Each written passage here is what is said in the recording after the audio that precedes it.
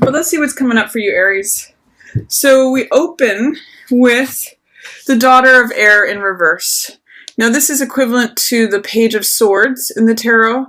And the Daughter of Air, it's funny, the message I'm getting from this card is watch your words as April opens up, because the Page of Swords has to do with, first of all, swords represent thoughts, ideas, beliefs, communication, all that. So the page is usually the youngest of the court cards and represents inexperience in that field, or something that is still a child, something that's still learning, someone that is learning to wield that weapon. And so often, Page of Swords can be sort of like a child blurting something out. It can be refreshing in terms of how honest it is, and Page of Swords usually declares what's true for them. But when we see it in the reverse position, it's the lower expression of that card. So it can mean being blunt or being cutting without realizing it, or without seeing the consequence of your action. So I'm just seeing the opening with Page of Swords in reverse. As April opens, be careful with your words. Or it's sort of also saying, like, don't run with scissors. Like, just take an extra second to think of the repercussions of what you say or do. That's what I'm getting from Page of Swords in reverse. Then we go into Star, Son of Fire, and Medicine Man. Interestingly, two major arcana that is surrounding you, Aries. I'm really reading you here as Son of Fire, whether you're male or female. This really just has to do with the Knight of Wands, or the Knight of Fire, who is someone who's willing to experiment with fire energy, someone who's willing to be courageous. On the high side, Knight of Wands is someone who is daring and bold and courageous and just goes for it and doesn't really think twice. He's fast-moving energy. He's just like all action. But on the low side, he can be like cocky, or, too risk-taking, or he can be overly foolish because he's just like, let's just burn it all down right now. Like, let's just go. He can be a little aggressive, or jump to conclusions and jump to arguments. So this is kind of saying cool it off, be a wise person. This is magician energy, which is creating what you want, having a single focus, not being spread out in multiple directions. Like, this is the kind of guy who runs after like seven people, or seven different. Say if he's hunting, he's got a bow in his hands here. So say if he's running after 7 of these game animals, the wisdom of magician says just pick one and go after that. Go after one goal. Don't spread yourself thin. Like, don't run in every single direction. You'll waste your energy and you won't get anything done. But magician says, you can have anything you want. You just need to make a choice. You just need to focus on it and narrow it down to one singular thing. And then once you accomplish that, you can choose another thing. So, and also Star is saying, have hope. You can have anything you want. Just wish for it. So Magician and Star are very powerful energy, but they're also very wise energy, and they're very soft. I mean, Magician can be trickster energy. He usually represents Gemini or Virgo because he's ruled by Mercury. And this is usually Aquarian energy, Star, but they're both about having hope and faith in your dreams. This is about having hope in your dreams, and this is knowing how to implement or create those dreams. Having a vision is usually what Magician is about. And he says, abracadabra, what I say is what I create. So both of these are very hopeful, creative cards. And this is usually a card of action rather than, say, planning. And I'm kind of getting that these two are like the wise people informing you, Aries. Like, don't spin your wheels. Don't go in every single direction. Have hope that you can have what you want, and choose carefully. Choose wisely. Like, put your focus on one goal, and then your efforts will be well rewarded instead of just like frittered away, like running in all directions. So that's kind of the message that I'm getting there. This is saying, watch your words. Keep your eye on the prize. in many ways, Aries. Like, keep your eye on what you want to create, what your dreams are, what is it that you want to bring to yourself, and that's where you show up. Stay in the middle of that. You know, stay with your actions working towards, you know, your dreams here in the background. Keep those in mind as you go forward. So that's the opening of April for you. And for some of you, this is going to be around your birthday. But this whole month is an Aries birthday month. And then those of you who were Aries birthdays from the last, you know, week or so of March, this will also apply for you for April. What else do we have? 8 of Fire, Insight, along with Father of Earth and Daughter of Earth. So this is a nice combination. We have communication. For some of you, it may be literal. For some of you, it may be communication between a father and a daughter, whether you're the father or the daughter. What I see here with Insight, this is usually, again, having to do with communication.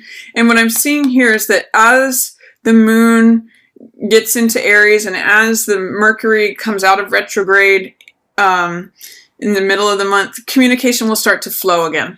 We'll start to get information. We'll start to get insight about where we want to go forward, because King of Earth and Page of Earth, they're very good planners. They're very logical, very practical. For some of you, it may be going into business with a parent or a child. For some of you, it may be spending time with loved ones from your family or communicating with loved ones. I'm even getting, for some of you, it's communication with loved ones who have passed on. That's very possible. Or maybe a reuniting of communication that now exists that did not exist before between, say, a father and a daughter. So it's a wonderful time, Aries, to communicate and to plan about where you want to go next. It's a wonderful time to be practical. That's what the earth element represents. Practical about what the next steps are. And I'm going to say it may be a slow moving energy, Aries. Even though it's now going forward instead of being held back, I see the wheel in reverse here. And when the wheel is in reverse, the wheel represents time and chance and luck.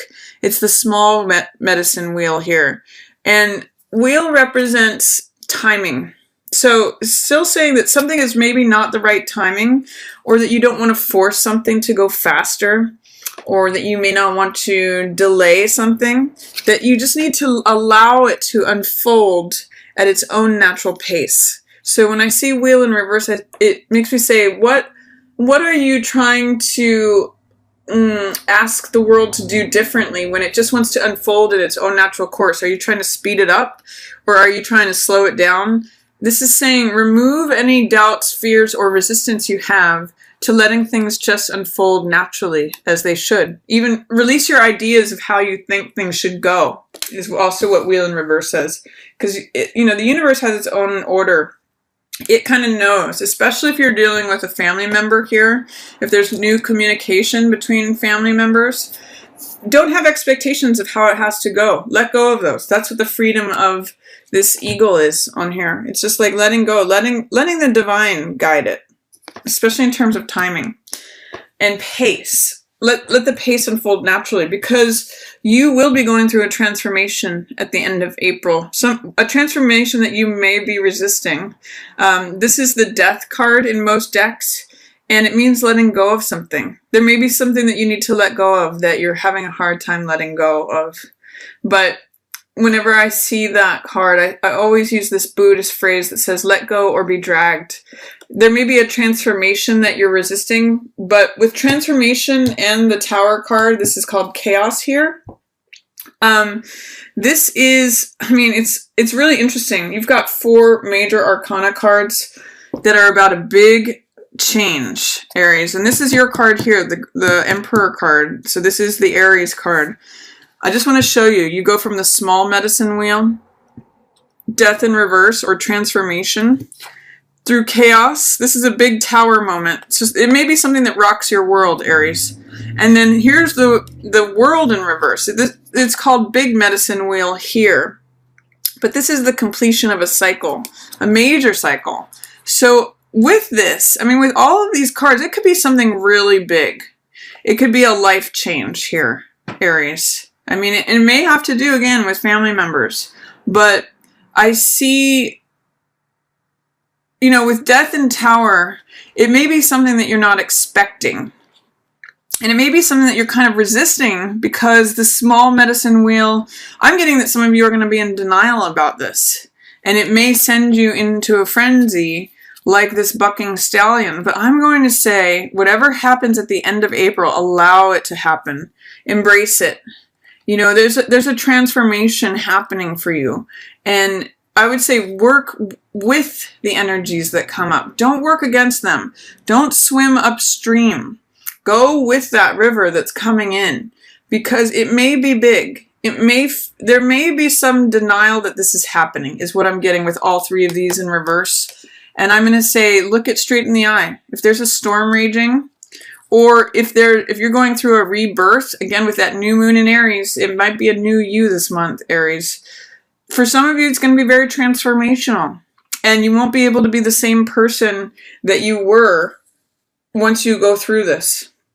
So there's kind of there's something big happening for you. I mean, it's a new you emerging at the end of April. And here you are, you come out of it being in your own full authority. You end up being the one in charge. This is Emperor. They call it Grandfather here, but this is your card, Aries. And it's sort of just like being large and in charge. Emperor is the number 4 card. It represents stability, authority, rules, regulations, empire. It means you are the one who makes the rules. So I'm going to say that this is almost like passing through a fire, Aries. And, you know, even with this snake here in this world card, I'm really getting like shedding an old skin, becoming a new you. And you're being supported in all directions from this.